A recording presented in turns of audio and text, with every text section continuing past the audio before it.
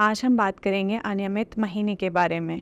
बहुत सारी महिलाओं को पता ही नहीं होता कि उन्हें महीना अनियमित है। हमारे समाज में औरतों का मानना है कि उन्हें जैसे महीना शुरू होता है, अगर उनका 28 दिन का एक साइकिल है तो उनका ज़िंदगी भर 28 दिन का साइकिल रहना चाहिए, पर ऐसा नहीं है। रिसर्च के अनुसार साइकिल का लेंथ 21 से 35 दिन होना चाहिए। यदि हमारे साइकिल का लेंथ 21 दिन से लेके 35 दिन में हमें ब्लीडिंग आ रही है तो वो नॉर्मल है।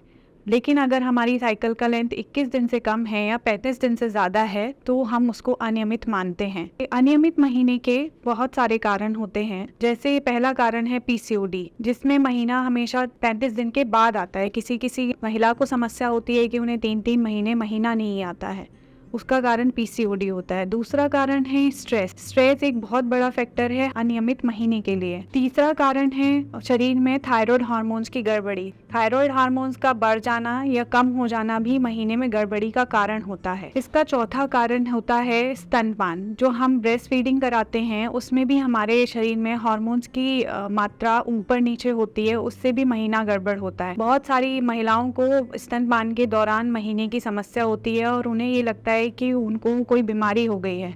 नहीं, ये एक नॉर्मल प्रोसेस है। स्तनपान के दौरान हमारे शरीर में हार्मोन्स बनते हैं जो हमारे महीने को अनियमित कर देते हैं। इसका पांचवा कारण है अत्यधिक व्यायाम करना।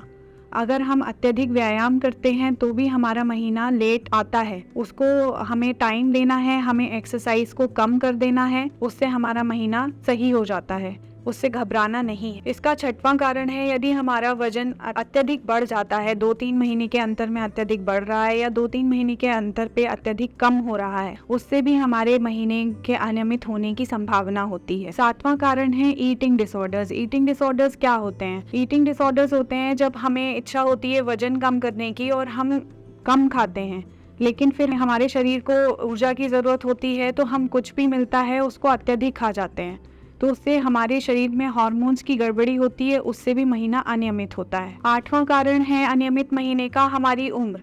जब हम 45 से 55 वर्ष की उम्र में होते हैं, उस अवस्था को पेरीमेनोपॉज कहते हैं। उसमें हमारे शरीर की एक नेचुरल प्रक्रिया होती है जिसमें अंडे का बनना बंद हो जाता है, इसलिए हार्मोन्स की गड़बड़ी होती है और हमारा महीना अनियमित होने लगता है। अनियमित महीने का एक कारण हम जो बच्चों में अंतर रखने के लिए दवाइयाँ इस्तेमाल करते हैं, जो हार्मोनल पिल्स इस्तेमाल करते हैं, उससे भी महीना अनियमित होता है।